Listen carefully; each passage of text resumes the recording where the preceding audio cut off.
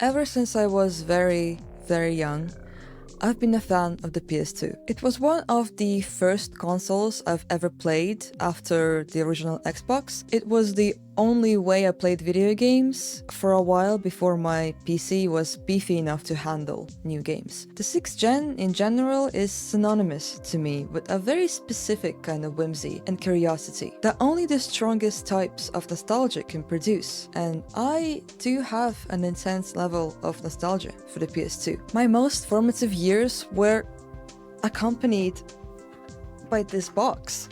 And the games that this thing housed followed me through my entire life and inspired me in so many ways, no matter how cringe that sounds. I always felt that PS2 games, or games that were initially developed for the console, have a very unique feel to them. It's a combination of how the games look, sound, move, what priorities the developers had back in the day, and what they had to compromise. But there's also these intangible factors that are present when I'm trying to think or describe those games. And these intangible factors are the ones that I'm most curious about, because they are the ones that made the game feel special. My childhood games always made me feel something unique and abstract, and today I want to explore basically that. I would love to go into the intricacies of why these games look the way they do, or why they function the way they do on like an inner architectural technical level, but I'm no engineer and no developer. I am, however, someone who's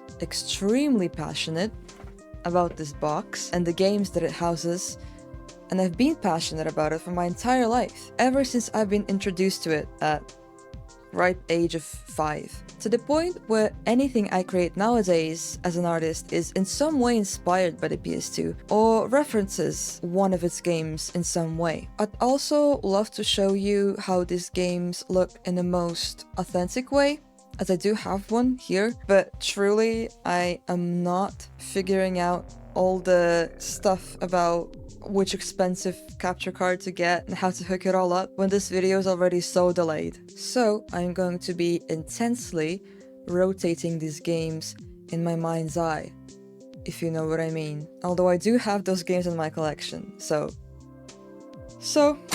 if you've ever been interested in the quote-unquote vibe of the PS2, stick around, because we'll be doing some investigating today, some comical magnifying glass big eye stuff, you know, i.e. I'll be showing you some games that I played as a child by playing them as an adult and try to explain what I feel when I play them. Some of these games have a great reputation, and some of these are borderline shovelware, but it's charming shovelware. It's my shovelware, you get me? We'll see how they feel today and try to find the subtle things that make them special. In my heart, for me. But also, it's an excuse for me to just gush about my favorite childhood games, which is something I wanted to do for a long while. I'll start with a game that's probably the most well-known on this list, SSX3. This is a snowboarding game that was released in 2003 and subsequently ignited a strange, lifelong fascination with snowboarding within me. This is an entry in a series of 6 games, and in my humble opinion, the best one. Let's check it out. First game. Best snowboarding game ever. I haven't played a lot of them, but trust me, it's the best one. Let's start with the fact that just the menu itself is already so freaking cool. Like, I love the little gradient in the background. I love how the logo kind of looks like it's encased in ice. But you can kind of see that it's like a very badly cut PNG. Like, you can actually see like the little like black outline where it was magic wanded in Photoshop. It's just like this orange accent color that really does it for me. White, gray, blue combined with like this like acid orange is just pure Y2K to me. It's like very, very Frutiger, if you know what I mean. Really reminds me of like that one Kylie Minogue music video. It also had the same color scheme, and it just like, I don't know, it looks very cool. Let's just play the game, goddammit. Okay, very unfortunately I have to turn the music off though, because the soundtrack of this game is fully licensed. I will get a big fat copyright claim on this video otherwise. So here we have our characters. They're all very super cool. When I was a kid, Simon really scared me. Griff just looks like that. Elise is my queen. Ever since I was like 5-6 years old, I only played as Elise. I love her. She is the moment. Nate is just a guy. We're gonna play as Elise because she's my favorite. We're straight into it. We are now traveling to the first arena, the first race. And this is what I mean by saying this game is just very fun. Like, you have to travel in between the challenges, in between the races, even though like it's not like an actual, you're not traveling from one mountain to the other in real time, but you are traveling between the races and stuff.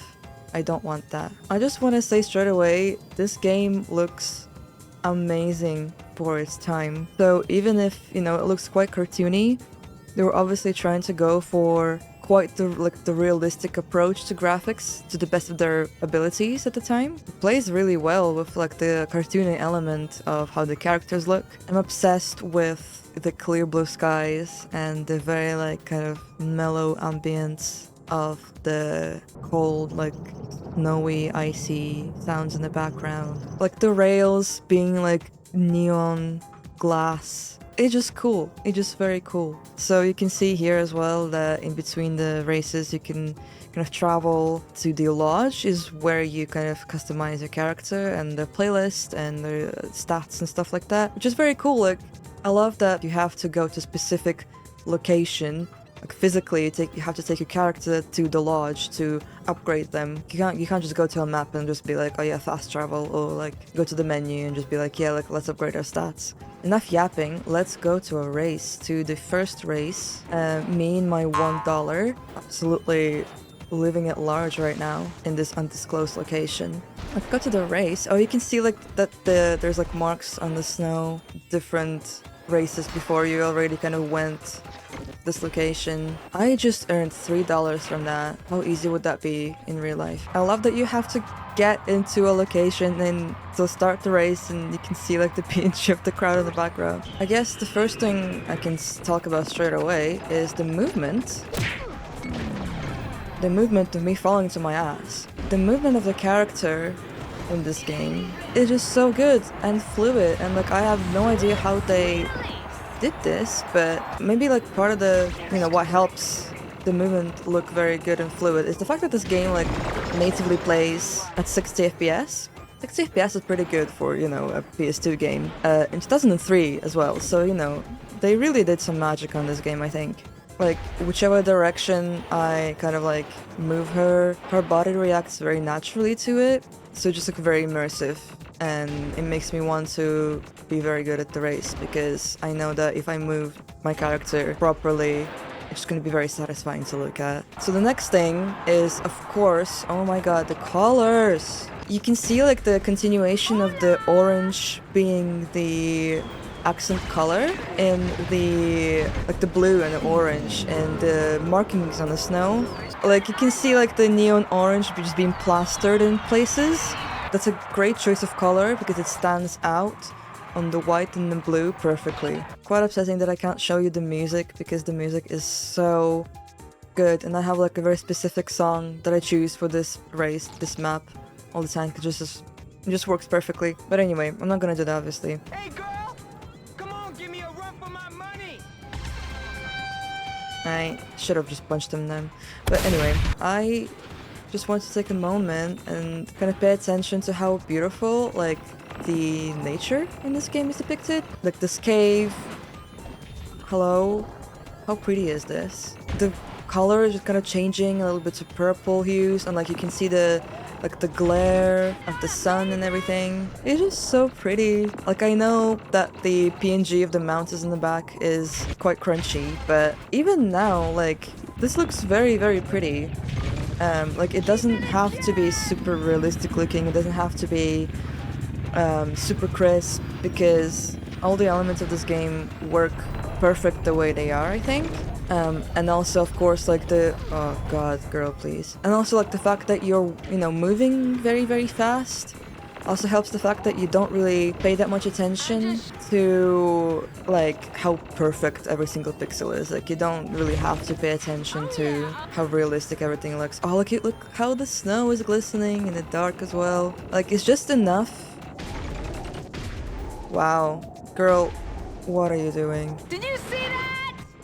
I did see that. I'm gonna show you the other race that is accessible straight away, which is Metro City. And it's one of the only ones, I think, that you play at night. And this is where like the kind of cyberpunky inspirations really come through. Let's look at this. Just, you know what I mean? Look, how pretty is this? And when you're a kid and you're playing this as well, like I did, this just felt so cool. And it felt like you were in this huge city because of the PNG in the background. I want them to shut up. Look, just look how pretty. Stop, Elise, please. Right, look how pretty the background is.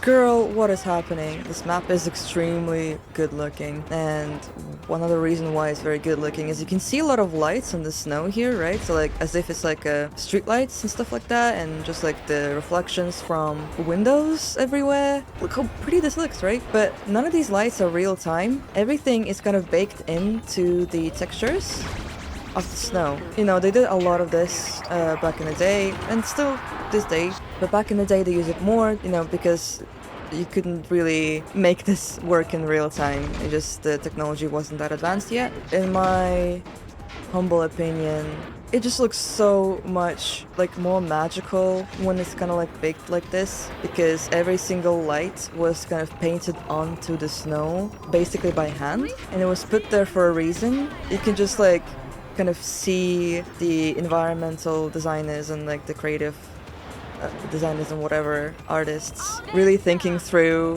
where to put those lights. Like here everything's green, right? You can see it's kind of like greenish because you were going through that area where everything is reflected is green. I just find it very charming that people had to, you know, do this by hand back in the day. Like this moving trains or whatever that's happening here is so cool. Also like just the fact that you're racing through a city that's like located on a huge slope where a bunch of people can just like snowboard through is obviously so unrealistic.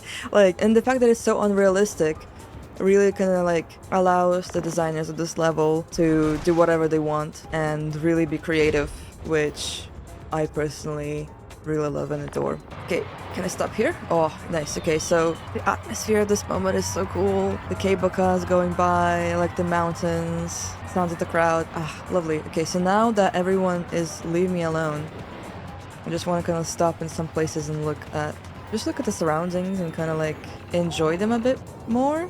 Like the moving arrows on these little like glass things here, like the fence or whatever. That's cool. Like it just looks so cool. And you can see also like the snow, there's the density of the snow is different. Because here is obviously like when people are driving a lot is way more thin and sleek. But then you'll have those like kind of wild areas with like a lot of snow, and it just like enough of a subtle difference that you really like notice it. Again, love these areas when you're going past the crowd and you can hear them. So like the world feels alive. Am I not wicked? You are wicked, Elise, but you're also like the last in this race, so I don't know, girl. SSX3. What a game. It oozes style that is unmatched, in my opinion. I absolutely adore this clean, fresh, and futuristic interpretation of whatever was popular at the time, you know, aesthetics-wise. This was right before cool and hip became all grungy and stuff. Honestly, I think all of those games in this series are great mirrors and depictions of whatever aesthetics were popular at the time. Like, compare this to the cover art of the game that came next in the series, and those are 2 years apart. Like, here lies your middle school emo phase, you know? This is one step away from being the cool S. The design of this game is so well thought out, from the color scheme to the sound effects. Everything is so airy and crisp. This strong aesthetic presents itself greatly in the soundtrack as well, and I cannot recommend enough playing this game for yourself with the music on. This is one of the best licensed soundtracks I've ever heard. The liquid electronica with a little bit of hip hop here and there, some house. All of it sounds exactly like you would feel snowboarding on like a very cold and icy mountain, you know? The mountain looks, sounds, and feels so realistic for its time. But it's combined with this bizarre landscapes of extreme slopes running through a densely populated metropolis and stadium structures with neon lights elevated in the middle of nowhere. Like, these are the kind of structures you'll see in a dream, not on an actual mountain. This juxtaposition creates a very bizarre and strange feeling, because no matter how lifelike it's presented in the game, this is not how snowboarding works like in real life. And frankly, this game isn't trying to be like realistic snowboarding at all, because here you're giving the opportunity to indulge in the fantasy of it all. The fantasy of snowboarding. Basically in this game you're snowboarding with dream logic. And I think that's very cool. This game feels fresh but childish. It's like drinking a cold, fresh, crisp glass of water on a winter morning, but then it's followed by the bowl of like the most sugary cereal you've ever had, and that cereal is like very unhealthy for you. Okay, let's continue the theme of moving very fast and take a look at this. Sonic Heroes, the third mainline 3D Sonic installment, I believe, released in 2003. Now, I haven't played every Sonic game out there, call me a fake fan or whatever, but Sonic Heroes is my personal favorite because of how bizarre it is. It's definitely not the best gameplay or performance-wise, especially the PS2 version, the frame rate of which is significantly lower than the other ports, which can mean a lot for a fast-paced game, based on what I heard from Sonic nerds. I don't know. But we're not talking about if the game is good or bad. We're talking about how it makes us feel. And I feel that the music and art direction of this game are one of the best in the franchise. And some of the levels featured here to this day make me want to teleport into them and live the rest of my existence there. So let's have a look. Alright, from one fast-paced game to another. Also probably copyrighted, so... Sonic Heroes in German for some reason. What a fun game. I am playing definitely the best version of it as well, which is very fun. This is not about if the game's good or not, okay? We're just looking at the vibes of the game, alright? Everything about this menu is so nice, just like the colors, the sounds. I love this music as well. This game has some of the best soundtrack, in my opinion, in the Sonic franchise. I love the screen so much. There's so many moving parts on here. Every single time I look at the screen, I get very, very happy. So I played quite a lot of this game when I was a kid. I replayed it very briefly recently on my actual PS2. How the hell did I play this as a kid? And like, how did I get anywhere in the story is beyond me. Because this is very difficult to play. For me at least. I'm not like a Sonic player either. I don't play Sonic games that much. Not a big fan of the movement, to be honest. Controversial, I know, for someone with a Sonic fleece on my chair. I still love this game a lot. Yeah, let's just start with Sonic. Let's blast through with Sonic speed. Let's blast. Alright. Just the way it cuts off Knuckles every time is so funny to me. This cutscenes, man, I cannot. Tails' voice is the best in this game, obviously. Oh, I love this as well. Read the first line.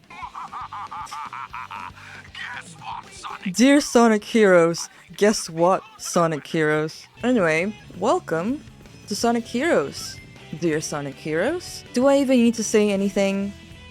How pretty does this game look? The colors of this game are so vivid and brilliant. I love everything about the color scheme of this game. The first couple levels are set in like this ocean kind of environment, and I love like the animation, like the repeating animation on the water, just to kind of make it look as if it's real-time water, but it's obviously not. It's just like a moving picture with like some like gradients flowing underneath to make it look like it's, what's it called, like caustic light? Caustics? So like it's like simulating sun rays falling on the ocean floor through the water. Anyway, I'm definitely not gonna be going fast in this game. As you can tell, I'm not playing this game right already because I'm just standing and looking at things. And this is a Sonic game, so you know you're supposed to move fast. Guys, I'm gonna tell you straight away, I'm not good at this game whatsoever, and to be honest, I really don't care about being good at this game either. I just wanna kind of look at things. I just wanna look at things, especially this part is very pretty and I love it. Hard to keep up with Sonic. Yeah, you just have to stand and stay quiet. I think that's not hard, is it? Is that hard for you, Tails? I love this little corner of the map. I love the water. I love the, like, you know, the classic kind of checkered rock. And yeah, another thing that I absolutely love about this game is that all the characters look like they're made of rubber. Like, look how freaking shiny these guys are. These are some shiny boys right here, and I personally love that. I don't think there's any other the games made the models look this shiny. So obviously they're just like they saw like the roughness setting of the 3D object and just cranked it. Let's play a little bit of this game, actually. At least try, because, you know, like I said, not good at playing this game whatsoever. It's fine. This is fine, guys. This is fine. Love the very realistic looking shadows as well. What else do you need? This is a Sonic game from the 2000s. Come on. Let's play. Let's play the game, guys. I can fly. Whee! Are we still flying? I think we're still flying. Let's go. Whoa! See what I mean? It's buggy. I think I actually like, I couldn't, when I played this on my PS2, I actually couldn't continue this level at some point because I was like soft locked pretty much instantly. Things happen. Oh my god, I know, Knuckles, I'm not happy either. Like I said, I'm not good at these games.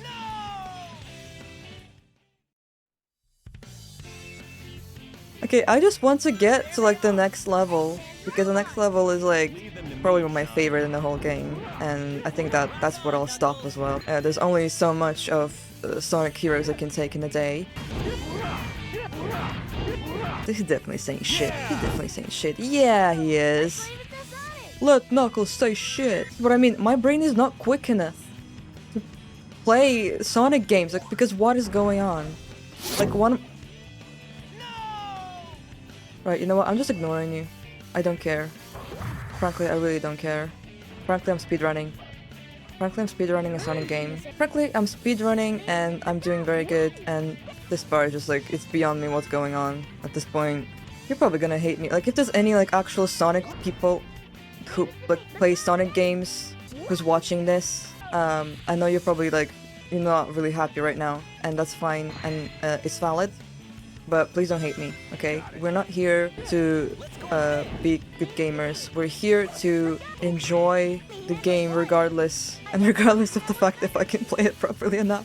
Tails, please, where are you going? That's what you can do in this game. This game is already the best one of all the Sonic games, because you can do this. This place would make a great vacation spot. I agree. I want to teleport here and live here forever. I am here to have a good time playing a video game. It just happens to be a Sonic video game, okay?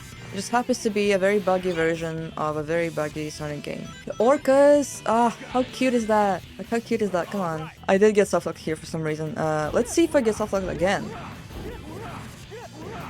After Knuckles is done with his shit, hurrah. There's always places in those Sonic games when they're making you go slow. So, like, you can't go fast in here as much, right? But, like, the character's movement speed is still so freaking fast. So like navigating the area just gets like clunky. He controls like he's constantly running on soap. He's so slippery. They're all so slippery. See, I have not changed one bit since I was 5. Because, like, when I was just starting playing this game when I was a kid, this is the only thing I did, basically. I'm just here to, like, zone out looking at the screen. What's my score?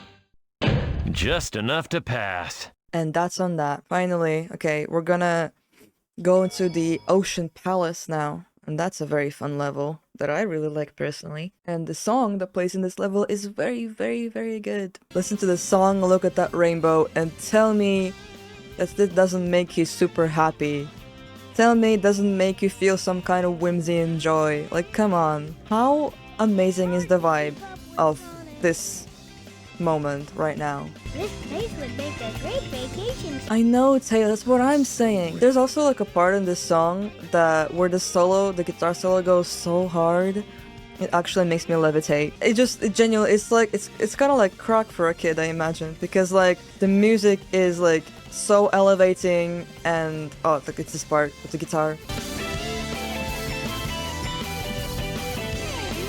How amazing is that solo? Enough yapping, I want to get to that one point where I would spend basically hours as a kid just kind of hanging around. Okay, I'm actually getting excited. This is so stupid. Okay, so this part, when I was a kid, let me tell you, I always was quite obsessed with waterfalls and fans.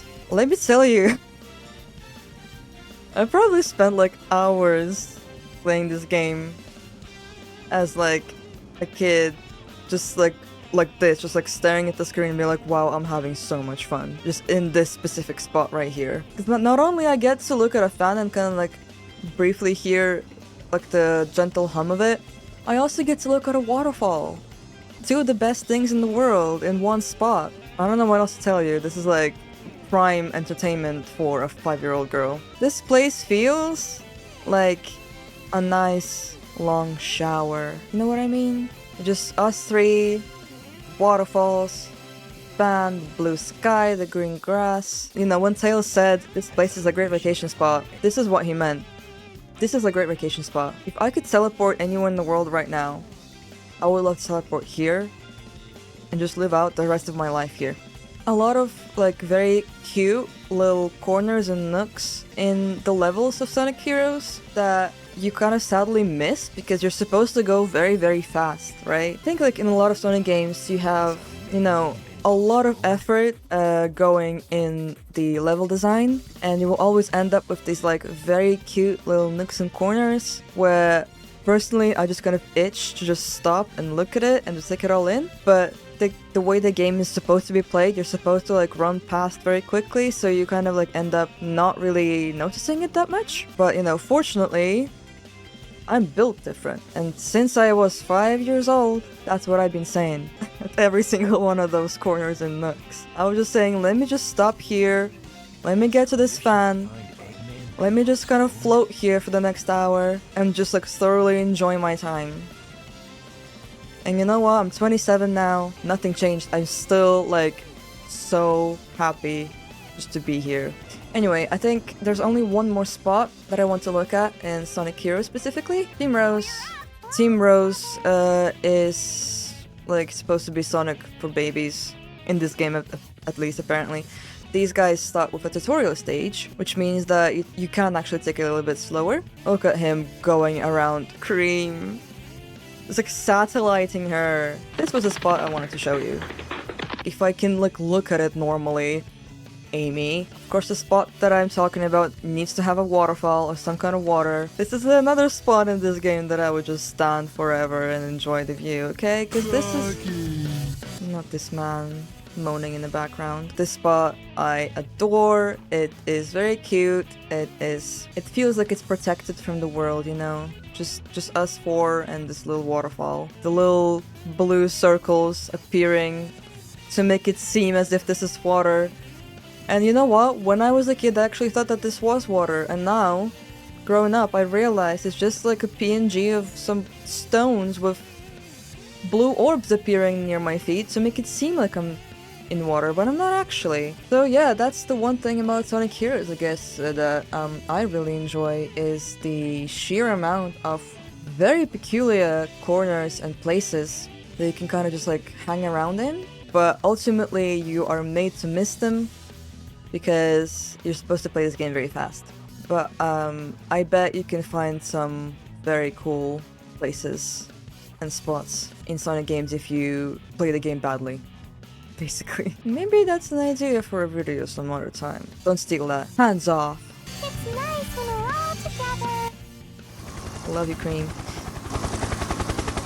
Not him doing this again. Stop this. The heroes of Sonic. Where do I even begin with this? Besides the abysmal gamer skills you just witnessed, the game itself is eye and ear candy. All Sonic games have very memorable color schemes, but I think in this one, everything is cranked to 100. The intense brilliance of the blue skybox combined with this acid-like green grass is a staple of the series, of course, but they don't shy away from making it pop in this entry. Every single part of the environment is so saturated. I think this game has a very distinct visual identity, where compared to all the other games in the series, before and after, everyone looks like a toy. It's like all the characters are made out of plastic or rubber, and I personally frigging love it. It gives the game this very unserious flair, kind of feels like they're focusing on being fun and joyful above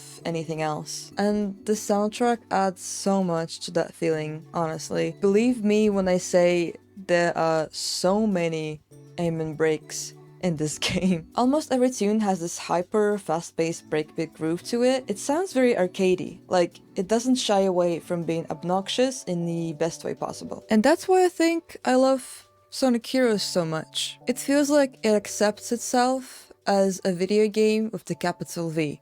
You know what I mean? Like it feels genuine and radical, for the lack of a better word. And like I said, you're supposed to play these games really fast, but there's an abundance of very interesting corners in every single level, and every single one is so distinct. I think it shows a lot when there's so much effort and intent that's been put into things that are by design like meant to be skimmed over. It's also the fact that they somehow managed to make these places look so freaking cute and comfy without any elements of making it look inhabitable at all. Like they managed to make a loop-de-loop look like a comfortable place to relax, despite the fact that there's no discernible features to signify any comfort. It's all grade A vibes over here. And maybe that's why this game feels so special to me. It's this unapologetic joy and intent in every detail of the experience. It's jank, but with soul.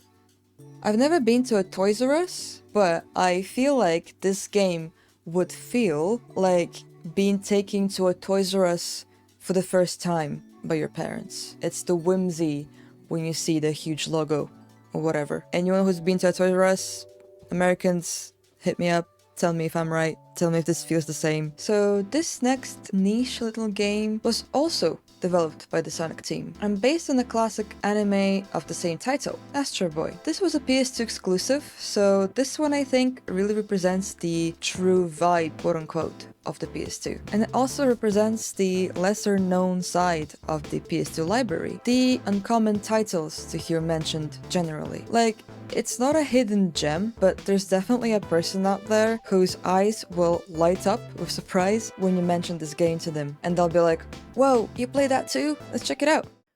Sonic team. Continuing the Sonic theme. Jesus. Astro Boy!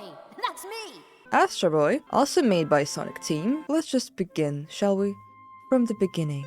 We are so close. We cannot fail now. The English dub is crazy. I love this scene though. It's so magical. It's like almost like feathers falling down. He's so shiny. We're gonna play as the shiniest boy, guys. If you asked me anything about the plot of Astro Boy, I would not be able to tell you anything besides the fact that I think he was the son of the other guy who was with the long black beard, and I think he got into a car crash, and then he got remade into an android. That's all I know. It's been 40 days since you were born. You've been in this room this entire time. to fix that door behind me, so he was in this room for 40 days. Here we are in Astro Boy. I think this game looks fantastic. It's very cute, it's very minimalistic, and it's very, very cute. If you thought that when I was a kid playing this game, I'd be running around this room for like an hour and not even playing the game, you would be correct. The music in this room is fantastic. And if you watched any of my other videos, you'll recognize some of the tunes that are playing in this game because I love the soundtrack of this game. It is surprisingly very, very, very good. And there's some songs that are genuinely like, they sound extremely modern, and like I would imagine they'd be like, probably go viral on TikTok or something, I don't know. Astro Boy himself looks freaking adorable. I love how simplistic his model is. I love how shiny he is. He's been a little bit paranoid right now, but that's fine. Like, he's been here for 40 days, locked up in this room on a tower. He is jumpy. I love that you can see stuff going past the window outside. Like, obviously we are quite high up in the sky. I am very interested in seeing how this map looks actually in Engine, because I think this is, you know, real models rendered outside there, so it's not even a window. I don't think it's just no shine or anything. So this is just like we're just like in an object that is suspended in the air, with like the most low-res skybox in the background. Astro's movement, you can kind of tell that it was created by some of the same people as Sonic, like the Sonic team. I feel there's a lot of effort that went into his movement, because first of all, you can walk and you can like slowly kind of gradually get into a run from a walk. And then if you stop very sharply, he will do this animation of stopping. And the next thing I really like about him is his jump. Like, you can kind of see that they're literally like deforming his foot.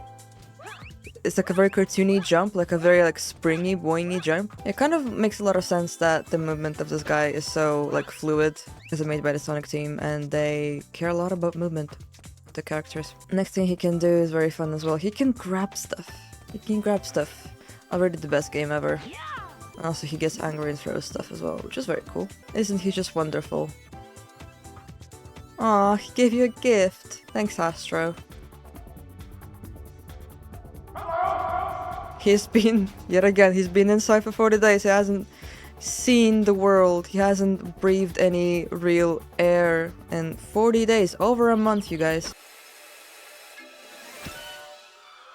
Murder. Oh yeah, and now he goes like, oh, I can fly. Is that a helicopter? No. Astro Boy, that's me. Rocket feet for free? Now we can fly around, which is the best part of this game, genuinely. Both of those doctors have huge noses, by the way. Like, this guy and Astro's real father, they both have huge noses, and I don't know what's that about. We get to fly around, which is the best part of this freaking game. Here's the main hub, and there's one thing that I very like much remember about this game is that Astro has like this weird like blurry aura around him. If you look very closely, like the pixels around him kind of like glare just a tiny bit. This has always been like a very memorable part of the game for me, that it looks like very hazy. Like, you know, the PS2 games look hazy and blurry, but this one specifically looks very blurry and hazy. Yeah, this is what I call environmental design, baby. Very nice little area, in my opinion. So, when I was a kid, the plot of these games really went over my head because English is not my main language and not my first language. So, at the age when I was playing this, I did not know it nearly enough to understand what's going on. That resulted in me playing games in whichever way would just barely get me by to like progress. The progress would take days, weeks, even maybe months sometimes. I didn't understand what I needed to do. It ended up with me just kind of like getting by and also still enjoying the game very, very much, but playing it in whatever way I want and making up my own stories. Me and my sister would play this game and make up our own stories about this guy. We don't care what's going on. The only thing I remember is that he's the son of the other guy with the other big nose. That's all that I need to know, really. That area of the park where they obviously, they modeled benches and they put them there. And they modeled a path to go up to the park and the fountain, I guess, and then just, run out of time and then went no, I'm not gonna finish this. Actually, you can't go there now. But it's still there, and I want to go there. Those potted plants there, to not let me go past, and then being actually, if we put those plants there, the player will still be able to go around the house like that and just jump over. So we have to put an invisible wall here as well. Here we are at the house. Very cute music playing in the background, which I love. I love the character design of everyone in this game. And yet again, listen, you can enjoy a licensed game from 2004 and not understand what's going on, but still really like the character designs, okay? You're allowed to do that. You can do whatever you want. Astro here is perpetually stuck in this walk cycle, which moves to the beat of the song. This is just what we did. You know what I mean? You don't need to understand anything about the plot or the game to have fun with a video game, okay? Huh? I think I can hear something. It's the background music. I love that I love that he does a little pose every single time he gains an ability. He needs to flex it. He really does. I'm back. I had to take a break because I felt very ill. So if I seemed off, I was, and that's why. But we're back with the boy of Astros. I might need to go home again. But before that, I want to show you this little plaza, which is very, very cute and kind of bizarre looking. Yeah, this is just a very bizarre looking plaza that's populated by just 2 robots, 1 dude. Oh, didn't mean to hit that child. May I talk to you? There we go. Not particularly, no. Great chat. Great chat. I love the music in this game, like I said before. It's extremely futuristic sounding, and it has that, the flair of old CD-ROMs, because I definitely used those. It has, the flair of old CD-ROMs and, old sample packs, sample CDs, plus, trying to sound futuristic to almost, over 20 years later. It still sounds futuristic, but in a very specific kind of, retro way. I personally am a huge fan of this vibe. It creates a very nice and comfortable atmosphere, especially for a game that's about a little robot boy, a little robot guy. I think it's perfect. Ah, yeah, okay, I get to show you this area at night. It's so much better at night. I love that, a lot of cartoony kind of depictions of environments. The second it gets to nighttime, they just put a purple overlay or a purple multiply layer over every single texture. I personally absolutely adore that. I find it very, very cute. I wanted to go down that road so bad when I was a kid playing this. Because why the hell do you model everything out like this and just not let me go there? I want to go down there, I want to go to this park, I want to do all those things. Right, so now, after showing you the night version of this place, oh, just this little screenshot again. Love it. I love nighttime in retro video games. This woman creeping closer to me. Oh no. Yeah, this is also, you can see those blurry pixels that I was talking about way better here on the, when he's against the darker background. Has this blurry aura around him. Night Metro City looks so much better than a daytime. Do you see what I mean? It's just so pretty looking. This, the closest it reminds me of, actually, not to go back to Sonic again, but in Sonic Heroes there's that one stage, casino something. It really reminds me of that. Just the city that you look over from the top and it's all lit from the below. Oh, it just has a very specific kind of atmosphere that I adore. I find that even actually, wait, Metro City from SSX3 as well had a very similar vibe to it, doesn't it? It's a funny coincidence because it has a very similar vibe and it gives me a very similar emotion. Yet again, you know what I'm saying? Night cities in older video games, this is a vibe that you have to try to recreate, I think. Because this is spectacular. The music playing in the background is so good as well. Look at this neon tube, neon green tube. And like all the buildings being lit from below really adds to this kind of like grandiose. It's like there's life going down there, you know? You can't see it because literally it's bottomless. Like the skyscrapers go all the way down.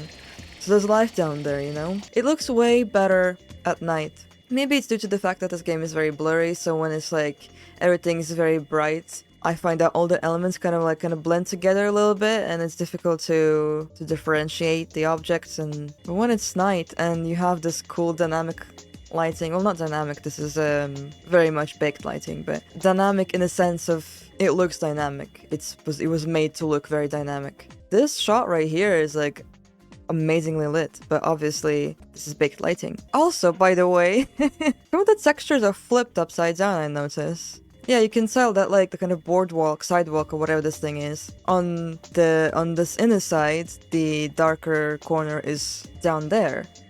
But on this side, the darker corner is up here. I think it was supposed to be flipped upside down. It's nothing. It's really nothing. I just find those little moments really freaking cute. I love human error, especially in the age of the one that shall not be named. Human error is really welcome. I love crawling into places in games where people just didn't really put that much effort into or that much attention into, and then be like, aha. Making mistakes is so normal, and when you play a game when a developer had made some kind of like small and silly mistake, I think it's very nice and be like, yeah, we're people. We make mistakes. It is just a part of human nature. Okay, I'm really yapping. I'm really yapping. So I'm just going to spin attack into this mall. The music here kind of sucks, to be honest. But you just think that they create another like kind of electro banger for an indoor night mall area, but no, instead we're getting a MIDI guitar and what do you want from me, huh? You know, perhaps this is enough Astro Boy for the day. Okay, goodbye. Astro, say bye. Astro, there you go. Astro Boy is a curious little game. It definitely shows the symptoms of a licensed game. It's a bit rough around the edges and could benefit from more development time. Nevertheless, it's as stylish and charming as any other game on this list. The music is something that instantly stands out to me. It's this sleek electronic score that is very futuristic in a way that we thought futuristic was like 2 decades ago. It's very catchy and it has that retro sample CD-ROM groove to it. You know, they definitely used a bunch of those, and I freaking love it. It also sounds minimalistic and playful at the same time, which is kind of how I would describe the whole game, honestly. It's probably due to budget constraints, of course, but I feel like this plain and cel-shaded aesthetic perfectly describes the essence of a game about shiny little androids in a cute, cyber-inspired anime city. Plus, it helps create strange places that feel comfy and bizarre and desolate at the same time. Like, they're either big and filled with nothing, or small and filled with a lot of clutter that doesn't make a lot of sense, with roads going nowhere and some such. It's kind of akin to Sonic Heroes. Everything looks like it's made of plastic. The character models look like ball-jointed dolls. The environments are compact and blurry, and yet the entire package that you're experiencing charms you effortlessly. I'd say this game feels like if they made a dollhouse for your favorite childhood superhero comic. Let's move on to our most favorite girl boss ever, with Tomb Raider Anniversary, released in 2007. Now listen, I quite recently became a huge fan of old school Lara Croft thanks to the remastered classics collections. I am literally obsessed with the original Tomb Raider now, the 1996 one. But originally, back when I was a wee lass, Anniversary was my first ever exposure to the franchise. And Anniversary, you see, is a remake of the original one. It all comes full circle. Let's have a look. I'm so excited for this next one, you don't even know. I just used to like breathe in this music that's playing in the background right now. I need to like literally breathe it in. This song sounds like a walk through the most luscious forest to ever exist. No, come back. Welcome to Lara Croft Tomb Raider Anniversary. Earlier this year, I played the original Tomb Raider for the first time. Sorry, I am obsessed with the specific story with the first Tomb Raider and of course Anniversary, because Anniversary is, as you may know, the remake of the original Tomb Raider. Start the game. Now what's a man gotta do to get that sort of attention from you? Bigfoot attention? Miss Croft is the only British woman, the only British person to ever exist, frankly. How quickly can you get to Peru? She really did that one smile from that one Disney movie. There she is. Queen. Absolute queen. Not ashamed to admit that just like anyone else in the world, I am obsessed and in love with Lara Croft. Frankly, everyone should admit that, and it's going to be way easier on your soul if you just admit that. The sound effects in this game are so good. The sound effects are so good in this. I love how everything sounds so juicy. The little... Love her, just mogging naturally. Anyway, so what I was saying before about the sound effects, and this kind of like plays into why I adore this game and the original one so much, more than the other ones in the series. The original Tomb Raider barely had any soundtrack, and as a person who, you know, is a musician and studied music in university, you'd think I would love background music, which I do, and number one genre that I listen to is video game soundtracks. But not having any music in the Tomb Raider game makes so much sense to me, because Lara is going through these like godforsaken places that has not seen a single human soul pass through for God knows how many years. It is extremely like desolate and mysterious and cold and uninviting, and not having any music whatsoever, and all you hear is like the sound, or maybe like the sound of the wind or the dripping of water in some caves. It is the most immersive thing ever, in my opinion. And, you know, there's some like short musical melodies that do just appear in some places to like almost underline the beauty of the scenery maybe a little bit, or just like to kind of underline the importance of some specific areas. Not having any music also obviously makes the sound effects really stand out, because when you have no music in your game, you gotta make your sound effects sound very good then, and satisfying to listen to, because you're listening to something for the entirety of the game. You listen to audio, and god damn it, they deliver it with the sound effects. This is so juicy. It's, I love it. This is where we're going. Yes. Hey. I love the sound. I love that sound. In the first game, she also would say, sometimes, which I love. Okay, it's time to cheese. It's time to cheese this wolf. It's time to cheese this wild canine. My favorite thing to do in any... Oh, whoa! Oh, instant karma! Instant karma! My ass hurts from the fear that I just experienced. I was just about to say that my favorite thing to do in a Tomb Raider game is stand on a ledge and then auto-lock. And then auto-lock. What the? Lara's like, yeah, what? You can't do that? You don't know how to do that? I've known how to do that since I was 5 years old. My favorite thing to do in a Tomb Raider game is stand at a ledge, auto-lock on an enemy, and if you know, you know. Just press R1. You just press R1. That's all you need to do when you're in a fight in a Tomb Raider game. Which is fine, because, you know, just like it's like lore accurate, because Lara Croft is so powerful that... See? Do you see what I mean? You can just press R1 and you'll be Gucci. You know, I just realized I forgot to do. Forgot to change the game in the background.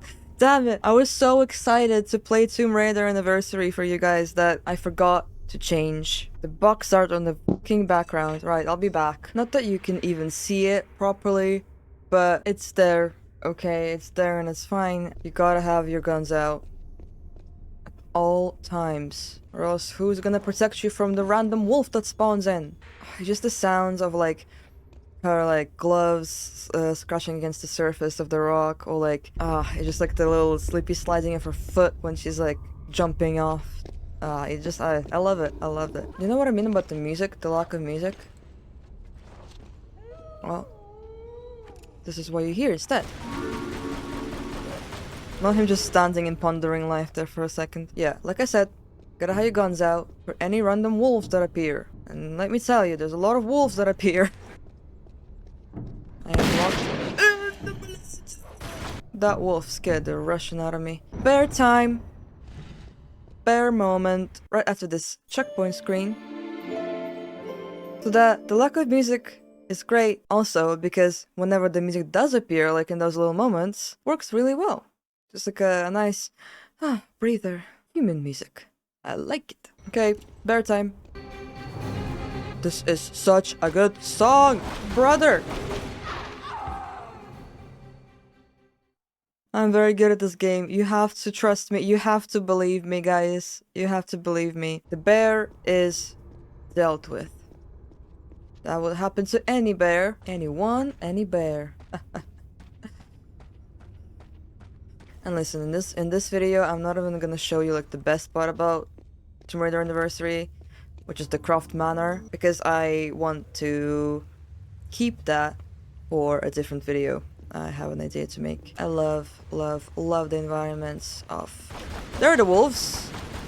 Maybe I didn't hallucinate them after all. Well, thank God that this one is deciding to be silly today.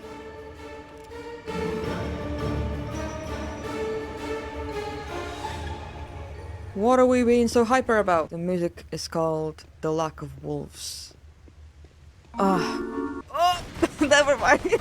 Not me being like, how are we doing this? There's always a bear. Why is there always a bear? I love Tomb Raider. I was just about to say, wolf? Question mark? And the game is like, wolf exclamation point! 2 in fact! 2 in fact, 3! Oh no, I have to do all the swimming again. The wolf made me swim again. That's fine, I only have to go through this map again knowing that there's a wolf out there somewhere. I love doing that. I love when that happens to me in real life too. I heard the panting, I knew it was there, I still jumped. If you've never played the first Tomb Raider in the original graphics and you love horror games, you owe yourself to play that game in the original graphics. You owe yourself that. First of all, they put so many jump scares in that game. It's incredible. It's genuinely incredible. They are crazy with the jump scares in that game. Of course, see, like they're evil. They knew that I would jump here because I saw the bullets, the ammo on the ground, and they're like, "You want that? First, you gotta fight 1,000,000 wolves." That like kind of like uncanny eeriness of the first game is not present with this one anymore because obviously this game looks way more normal. There's still parts of this also that give you the same like claustrophobic feeling of not understanding where you are and just being completely and utterly alone in a cave somewhere, which can be spooky. Okay. We're almost at the place that I wanted to show you, and we're almost at the place that I think gives Tomb Raider Anniversary a very cool vibe. We're about to arrive in one of the best places in the world of video games. Just coming into this area. Coming into this area, do you know what I mean? This is gorgeous, are you kidding? Okay, first of all, I need to get rid of these wolves. This time I will cheese you. Okay, this time I'll get you. Obviously I'm very, very biased because, as you may know, I am a big fan of waterfalls. The white noise of a waterfall is one of the most enjoyable things in life, I would say. Genuinely, I cannot describe the sheer joy I experience when I'm hanging around in this area. One cannot describe the sheer joy of being Lara Croft in a underground waterfall cave tunnel all alone, apart for 2 or 3 bloodthirsty wolves running at a perfect 30 FPS. The unrealistic, not maybe entirely unrealistic, but definitely there's an element of something fantastical about coming across a huge waterfall like this with all those like spurring wheel, like wall, like a monolithic wall of wheels and cogs in an underground cave, and just like and have this like relaxing kind of white noise in the background, and like those wind chimes sometimes come like in the background soundscape, which really adds to like the magicality of this. Another thing that is really kind of prevalent in Tomb Raider Anniversary, it's very similar to Astro Boy actually, is that this game is very hazy and there is a lot of what I think is called ghosting, is where, as you can see, like a lot of elements of the screen bleed into each other a lot, especially when you're rotating the camera, for example, or you will see like the skin of Lara will like kind of, because it's such a bright color compared to the rest of the browns and grays around her, it kind of like glows a little bit sometimes, blurs. It's almost like she has an aura, like a ghastly aura around her. Now, like nowadays, we understand that it's because of hardware limitations, but when this was the only hardware you could play it on, and this was like the top of the line stuff, you know? Yeah, this was just accepted, you know? This game has this blurry kind of like aesthetic to it where everything has almost like a shiny aura around it, and you just take it as if it's like a feature of the game. Let me show you a little bit more what I mean as well. What are you gonna say if I tell you you can get even closer to that waterfall? I know, what a treat. I'm really treating you guys today. Ah yes, the leaves that are gradually disappearing into the rocks over there. Lovely stuff. That's exactly how leaves work, actually. Just climbing so close to this majestic body of water is all that a girl could ever hope for. Isn't this just fantastic? PlayStation games have aura, man. PlayStation games have some strong aura. PlayStation 2 is really aura maxing right now. I'm sorry, I'm embarrassed. I'm embarrassed for that. I'm sorry, I will never say it again. Everything from the lack of music and the very kind of like extenuated attention that is brought onto the soundscape and the sound effects of the game, plus the sheer loneliness that you experience as Lara in those caves, plus the only living creatures that you are meeting are all so murderous. And it's just like the color palette. I've heard a lot of people refer to this game's color palette as really dull, which honestly I agree with. I do. This game can look very dull compared to the original, and compared to even like maybe Tomb Raider Legend, which is the previous game in the series before this one. But I would argue that it kind of adds to this atmosphere of, I don't even know how to name it. The only word that comes to my mind is elegiac for some reason. When people weren't in a race to make like realistic games, they could just be creative and do whatever they want. I feel like at this point people were getting closer towards to the mindset of like, we need to create more realistic games, and everyone was trying to create the next big thing, the next big realistic thing. And well, by doing that, you know, they're trying very hard, obviously to the best of their abilities, but even then it would look off, because it just does not look like real life, right? It would look even more off, because at this point it's not even cartoony anymore. It's not trying to be cartoony, it is trying to be realistic, but it's just not. So it just ends up having this very strange and bizarre consistency, maybe I can call it. I don't know. I love it. It makes you feel alone in the best way possible. Like, it's making your brain work harder. One of the reasons why I love these older games so much is because it's making your brain work harder when you're trying to decipher the environments that you're in. Because when you're playing a very hyper-realistic game, like, your brain doesn't have to work at all to understand what you're looking at, right? But when you're playing older games that are trying to look realistic, your brain does have to work and try to understand what you're looking at, because nothing looks realistic, and it's almost like you have to look at this and then kind of go to your mind palace and put it side by side by how would this look in real life. Enough yap. I'm gonna jump there. Let's just... Yay! Girl, a little bit late at that point. A little bit late, but okay. Anyway, on this wonderful note, I think we'll say goodbye to Lara. Hello? Hello? Hello? Hello? I've played this game so many times, I should have known better. I should have known better. And on this wonderful note...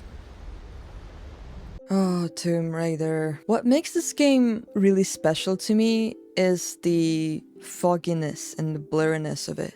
The dreamlike appearance of it. These qualities were very often seen in the games of this era. The ghosting effect is to PS2 what vertex snapping and texture jittering was to PS1. Not intended, but retrospectively welcomed, as it creates such a surreal air to the game. And in this game, there's so much of it. It's even more prominent on the actual hardware, and it makes the game look so dreamy. It's that plus the weird silence and the kind of almost empty soundscape that surrounds you while you're playing this game. There's no music to tell you how to feel. It just lets you feel things. Besides the one or two, very hyper battle songs that pop up here and there. And the battle music absolutely slays, of course. But the rest of the music that does come up in the game, very rarely, is some of the most wistful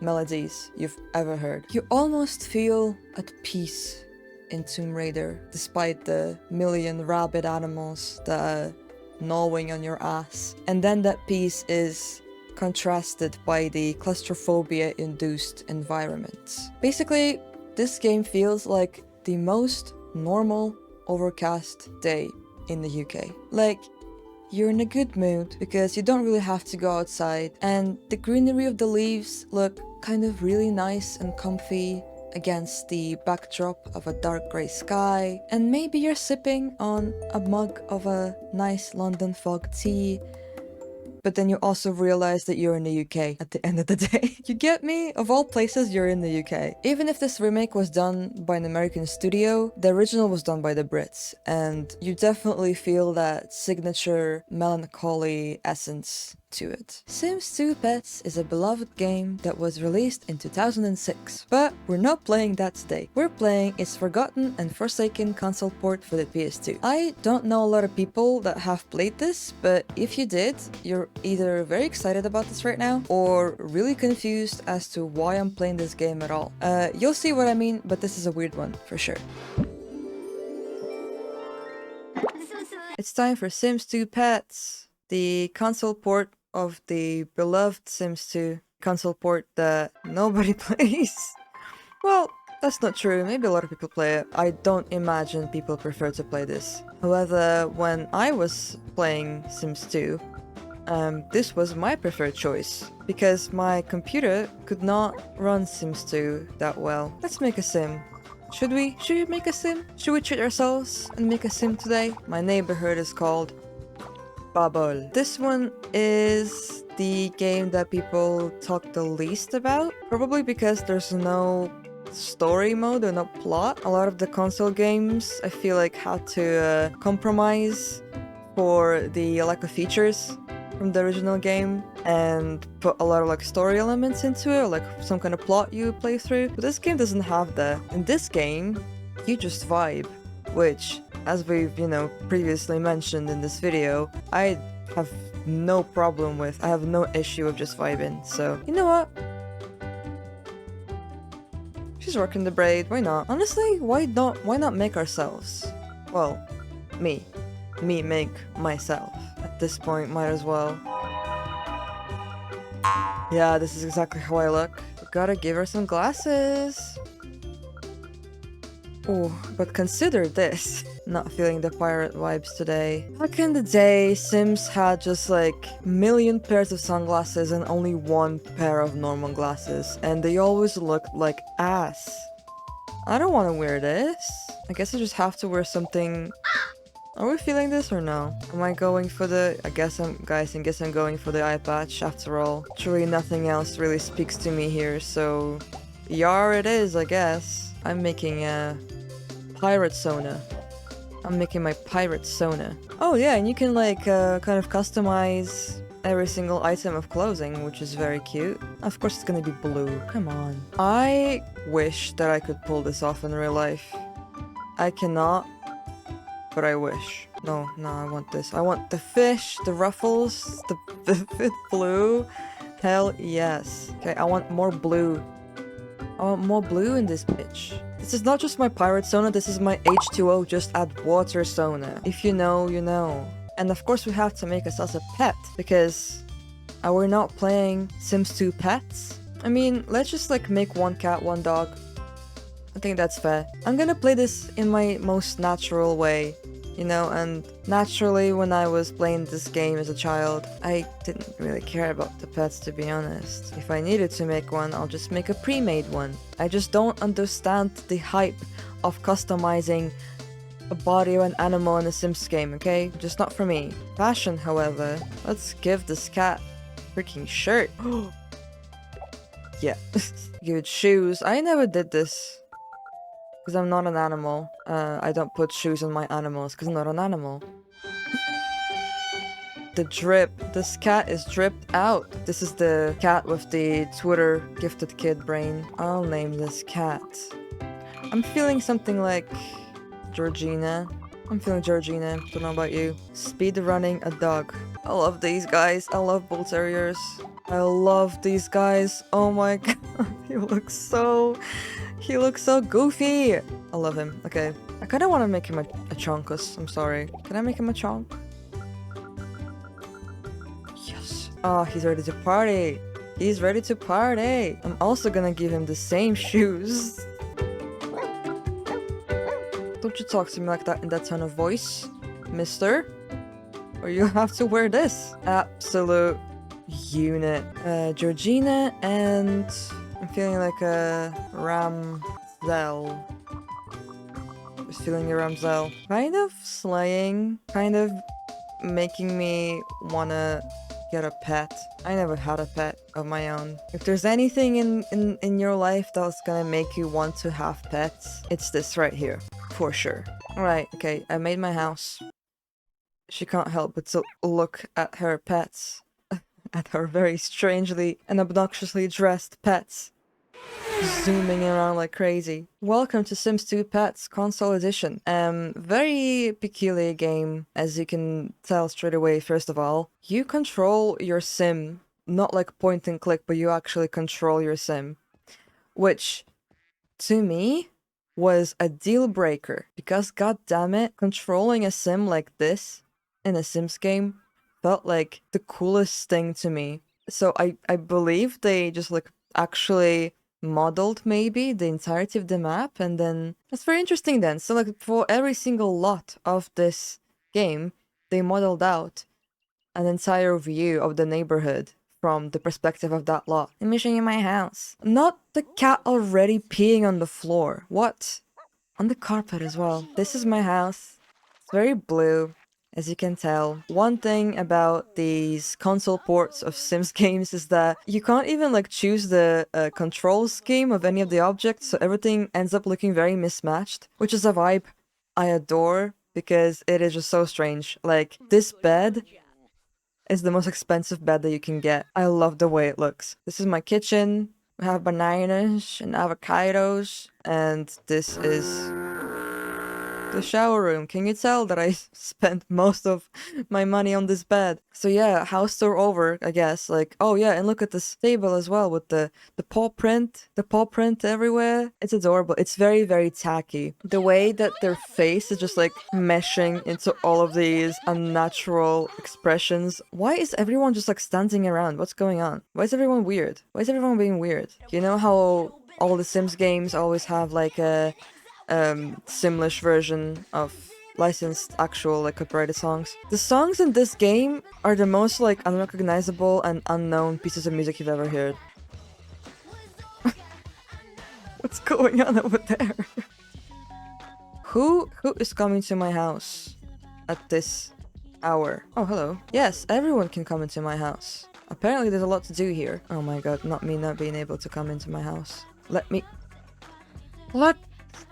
go back and do the little razzle dazzle over here. How do the animations look for dancing in this game? Let's see. Oh my, mesmerizing. All the actions look very different in every single Sims game. Like, no, there's not only a difference between like Sims 2 and 3 and 4, there's also a difference between the versions, like which console. I can kind of understand why I've realized what I just did wrong. And why he probably passed out on the spot. I have nothing to feed these guys. Oh no. Ramzel? Revive? He's not dead, is he? Oh my god, that's evil. I'm sorry, Ramzel. Well, he liked it apparently, so it's fine. You gotta give me a moment. I just realized that I fucked up. This is why I never really cared about the pets action in the Sims 2 Pets game. See, I just completely forgot to even freaking feed these people. I need to feed these guys. I'm such a horrible mother. That's why the cat's peeing everywhere. Of course. Not me completely forgetting that the cats and dogs also need to pee and eat. You can tell I've never had a pet. I'm going to feed you guys now and you'll be happy. You'll be happy and you'll love me. Hell yeah, she's breaking it down. Oh, she got shy, never mind. Fill with generic pet food. Oh my god. A little donation. I'm gonna do this one as well. She's like, girl, let me help out. I can play game. Girl, the litter box is right there. Do cats do this in real life too? Look at me absolutely freaking demolishing it on Balatra over there. Don't you dare frolic in this puddle of piss. Can I teach you not to do that? No, apparently not. I can teach you singing.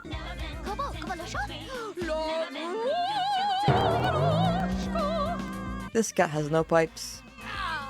I would also be very disappointed if my cat didn't sing. La la la la la. Me when I la da dee la da da. She's hungry, which means it's probably the perfect time to go to the only place you can go that's outside of your own house, is the town.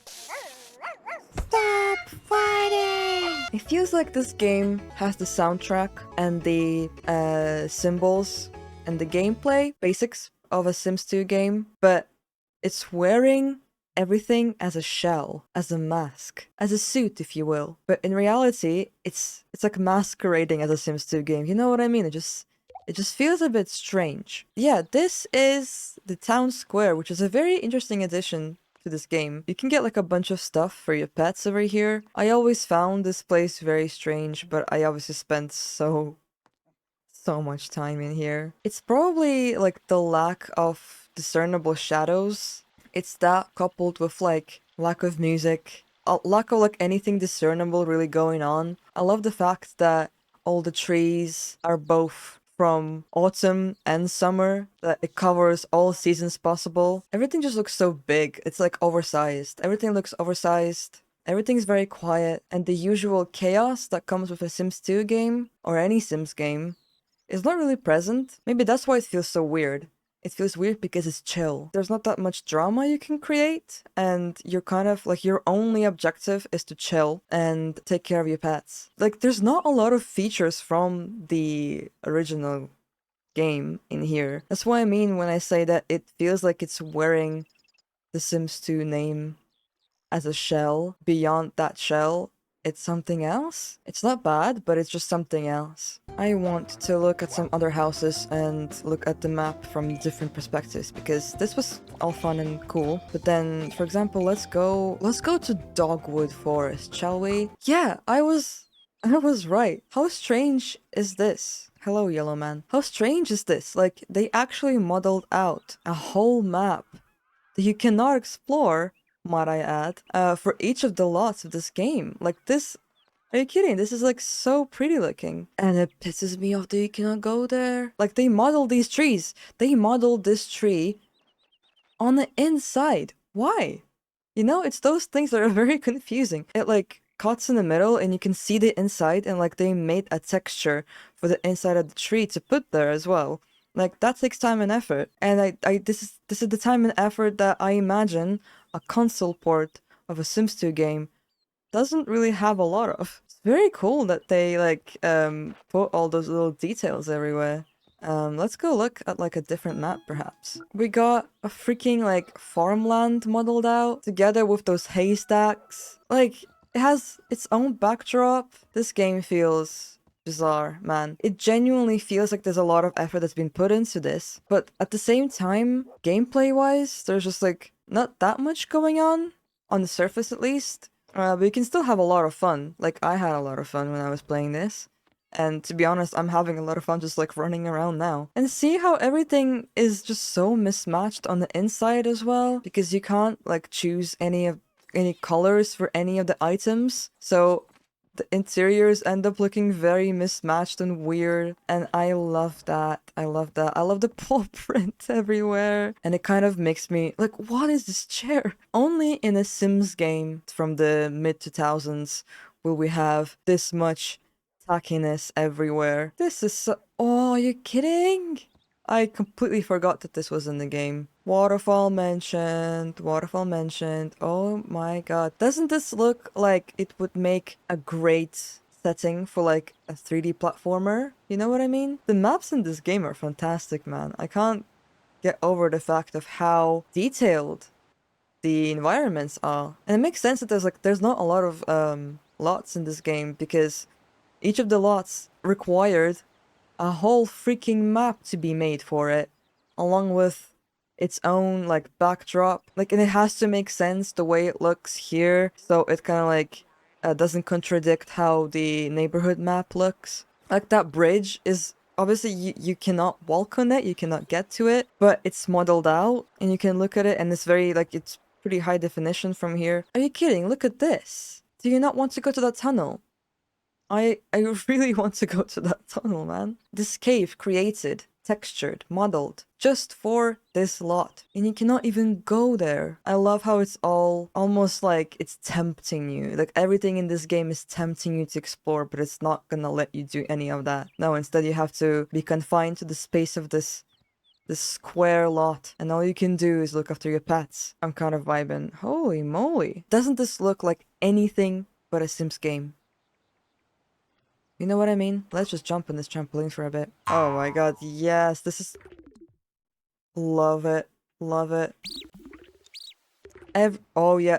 Look at him, he's so happy! It's honestly crazy to me how much, and yet how little effort went into this game. You know, half of the original features from the original game are nowhere to be seen. There's no plot or goals. But the vibes are fantastic due to the strange and desolate but benign atmosphere. I absolutely love the fact that so much effort went into making the lots varied in their design, and how all of them actually feel like part of the same map compared to the original PC version, where every lot is like stuck in this liminal space in the middle of a grass void. Compared to the other console ports of Sims games, there's not much to do here on the surface. You know what? I'm of the opinion that we don't need a constant barrage of drama to enjoy a Sims game, especially a console Sims game. Like, back when I was a kid, this game still felt huge and with so many things to do. This game feels like it's made for people who have a deep and secret subliminal desire to be just a little guy experiencing a life in a fake world, surrounded by like 6 or 7 cats maybe. And there's nothing wrong with that sometimes. I can relate to that. Well, there you have it. 5 strange PS2 games that feel special to me. It's been a pleasure to play those games and try to digest the feelings that these games always gave me. It's very interesting to me because, you know, literal decades passed. I grew up and changed through the years as a person, but the games I shared my time with never stopped feeling a certain way. They're like little worlds that I lived in for a time. Each one has such a distinct feeling that does not change or go away regardless of the passage of the years. And I think that's special, and for that reason, I think that the PS2 is very special. Both its technical breakthroughs and limitations gave room for a lot of very special and unique things to happen along the way. And it gave room for amazing worlds to be created. Worlds that sound odd and look blurry, but yet they're so immersive. Kind of like a deep dream, you know? Which is funny, because ever since I was very young and remember my dreams, they've always looked exactly like these games that we played today. Vast, low poly fields with unrecognizable shapes and out-of-place structures. Unfamiliar, yet homely and welcoming.